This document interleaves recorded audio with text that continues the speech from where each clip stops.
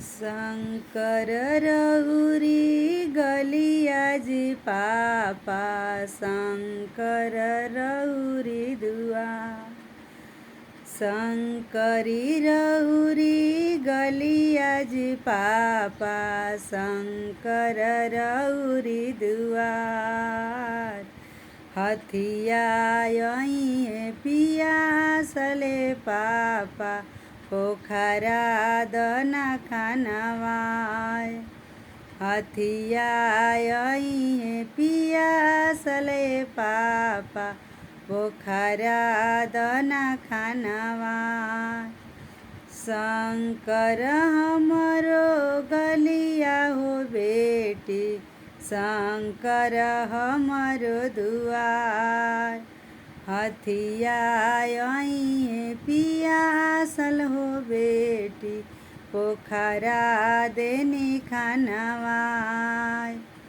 हथिया पियासल हो बेटी, पोखरा देनी खानवाय।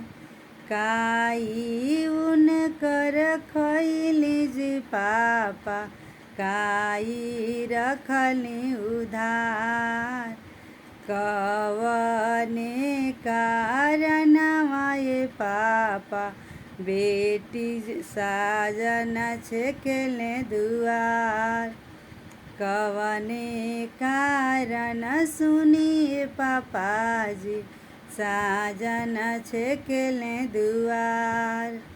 पान उनकर खैली हो बेटी, फुलवा कैली उधार।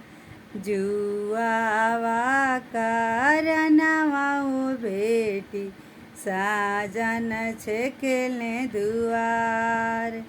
जुआवा कारणवा हो बेटी, साजन छेकेले दुआर। शंकर रहुरी गलियाजी चाचा, शंकर रहुरे दुआर।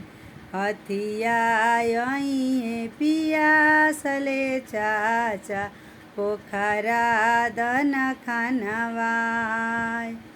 हथिया पियासले चाचा, पोखरा दना खानवाय।